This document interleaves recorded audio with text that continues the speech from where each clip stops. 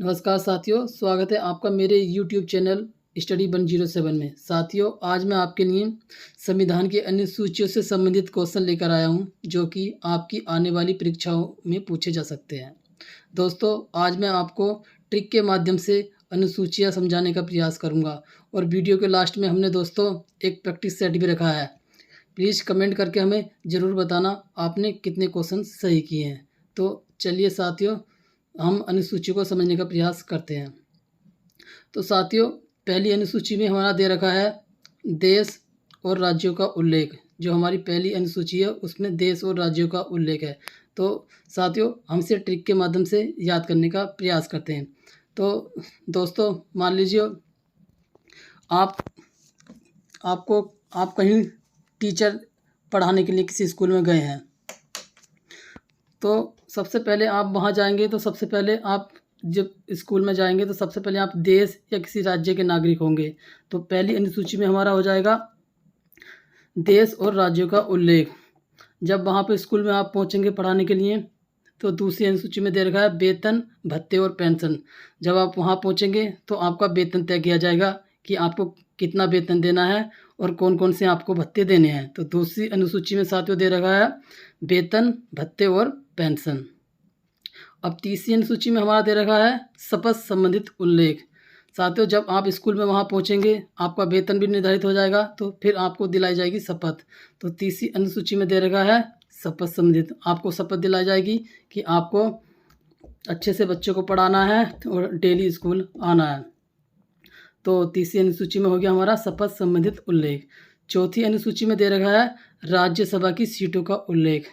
तो जब आप उस स्कूल में पहुंचेंगे तो आप अपनी जब क्लास में जाएंगे तो सबसे पहले आप बच्चों को सीटों का आवंटन करेंगे। आप कहेंगे क्लास में कि जो गर्ल्स हैं वो इधर बैठेंगी और जो बॉयज़ हैं वो इधर बैठेंगे। तो सबसे पहले आप अपनी सीटों का आवंटन करेंगे। लड़कियों को एक तरफ करेंगे, लड़कों को एक तरफ कर देंगे। तो चौथी अनुसूची में आपका दे रखा है राज्यसभा की सीटों का आवंटन। अब हमारी पाँचवीं अनुसूची में दे रखा है अनुसूचित जाति और जनजाति क्षेत्रों का प्रशासन। आप अपनी क्लास में जाएंगे तो आप सभी बच्चों से कहेंगे कि यहाँ पर सभी जाति के बच्चे पढ़ते हैं, तो कोई भी बच्चा किसी के साथ भेदभाव ना करे। तो पाँचवीं अनुसूची में हो जाएगा हमारा अनुसूचित जाति और जनजाति क्षेत्र के प्रशासन का उल्लेख। अब हमारी छठी अनुसूची आती है। छठी अनुसूची में दोस्तों दे रखा है असम, त्रिपुरा, मेघालय, मिजोरम और जनजातीय प्रशासन। तो जब आप का 1 महीना पूरा हो जाएगा स्कूल में पढ़ाते पढ़ाते, तब आपको सैलरी मिलेगी। तो आप सैलरी निकालने का किससे जाएंगे साथियों? देखिए ATMM। आप एम को यहाँ साइलेंट कर लीजिए। ए से असम, टी से त्रिपुरा और एम से मेघालय और एम से मिजोरम। तो आपका जब महीना पूरा हो जाएगा आपको सैलरी मिलेगी, तो आप ATM जाएंगे ATM से सैलरी निकालने के लिए। तो छठी अनुसूची हमारी ATMM। सातवीं अनुसूची में दे रखा है केंद्र और राज्यों के बीच शक्तियों का बंटवारा। ये तो बहुत हल्की अनुसूची है साथियों। यहाँ पे देखिए से सातवीं और शक्ति दोनों शब्द मैच खा रहे हैं, तो इसमें तो कोई ज़्यादा डिफिकल्ट है नहीं। तो ये तो बहुत आसान अनुसूची है। सातवीं अनुसूची हमारा केंद्र और राज्यों के बीच शक्तियों का बंटवारा। अब आठवीं अनुसूची में दे रखा है 22 भाषाओं का उल्लेख। तो जो आप जिस क्लास में पढ़ाने गए, कक्षा 8 आपके पास है, तो वहाँ पर एक कक्षा 8 का बच्चा 22 भाषाएँ जानता है।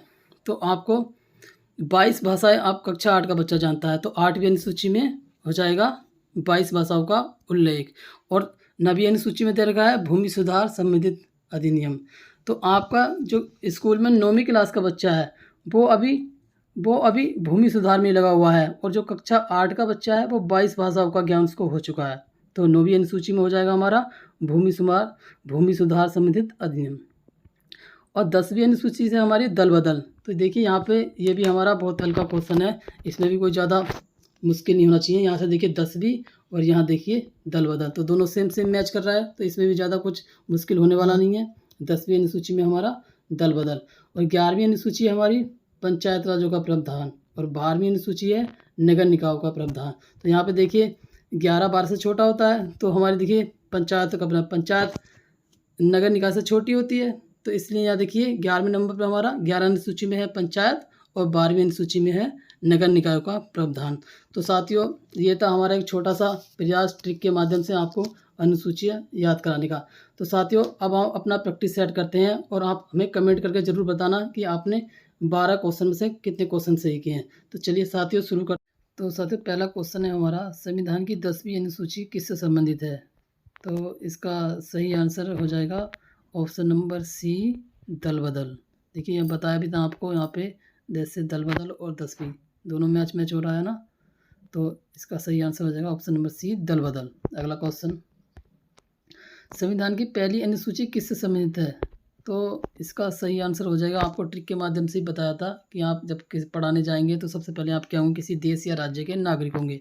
तो इसका सही आंसर हो जाएगा ऑप्शन नंबर बी, देश और राज्य। अगला क्वेश्चन, संविधान की 30वीं अनुसूची किससे संबंधित है? तो साथियों ये भी आपको एक ट्रिक के माध्यम से बताया था कि आप इसका ऑप्शन हो जाएगा ऑप्शन नंबर बी, शपथ से संबंधित। अगला क्वेश्चन, संविधान की 8वीं अनुसूची किससे संबंधित है? तो साथियों ये भी आपको एक ट्रिक के माध्यम से हमने बताया था कि कक्षा 8 का बच्चा जो था कि 22 भाषाओं का उसको ज्ञान था। तो इसका सही आंसर हो जाएगा ऑप्शन नंबर ए, भाषाओं से संबंधित। अगला क्वेश्चन, संविधान की दूसरी अनुसूची किससे संबंधित है? तो साथियों इसका सही आंसर हो जाएगा ऑप्शन नंबर ए, वेतन और भत्ते।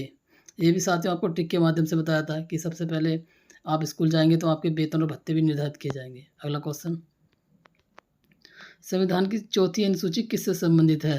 तो साथियों इसका सही आंसर हो जाएगा ऑप्शन नंबर बी, सीटों का आवंटन। जब आप स्कूल में जाएंगे तो सीटों का आवंटन करेंगे, छात्रों को एक तरफ और छात्रों को एक तरफ बैठाएंगे। अगला क्वेश्चन, संविधान की 12वीं अनुसूची किससे संबंधित है? तो साथियों इसका सही आंसर हो जाएगा हमारा ऑप्शन नंबर डी, नगर निकाय प्रावधान से। अगला क्वेश्चन, संविधान की 7वीं अनुसूची किससे संबंधित है? तो साथियों इसका सही आंसर हो जाएगा हमारा ऑप्शन नंबर डी, केंद्र और राज्यों के बीच शक्तियों का बंटवारा। ये भी देखिए यहाँ पे शक्तियों का बंटवारा और यहाँ से 7वीं अनुसूची, तो ये थोड़ा सा मैच कर रहा है। तो साथियों इसका सही आंसर हो जाएगा ऑप्शन नंबर डी, केंद्र और राज्यों के बीच शक्तियों का बंटवारा। अगला क्वेश्चन, संविधान की 11वीं अनुसूची किससे संबंधित है? तो साथियों इसका सही आंसर हो जाएगा हमारा ऑप्शन नंबर बी, पंचायत राज प्रावधान से। अगला क्वेश्चन, संविधान की 6ठी अनुसूची किससे संबंधित है? तो साथियों इसका सही आंसर हो जाएगा हमारा option number B, Assam, Tripura, Meghalaya, Mizoram. इसका ट्रिक के माध्यम से आपको बताया था ATM, जब आपको सैलरी मिलेगी तो आप ATM से सैलरी निकालने जाएंगे। अगला क्वेश्चन, संविधान की 9वीं अनुसूची किससे संबंधित है? तो साथियों आपको ट्रिक के माध्यम से बताया था, जो कक्षा 9 का छात्र है वो अभी भूमि सुधार में ही लगा हुआ है। तो इसका सही आंसर हो जाएगा ऑप्शन नंबर डी, भूमि सुधार। अगला क्वेश्चन, 12वां और हमारा आज का अंतिम क्वेश्चन है, संविधान की 5वीं अनुसूची किससे संबंधित है? तो साथियों इसका सही आंसर हो जाएगा हमारा ऑप्शन नंबर सी, अनुसूचित जाति और जनजाति क्षेत्र से संबंधित। तो साथियों ये था हमारा अनुसूचियों से संबंधित प्रैक्टिस सेट। तो साथियों अगर आपको हमारी वीडियो पसंद आई हो तो प्लीज़ हमारे चैनल को लाइक करें, सब्सक्राइब करें, और साथियों आपने 12 क्वेश्चन में से कितने सही किए हमें कमेंट करके ज़रूर बताना। मिलते हैं अगली वीडियो के साथ।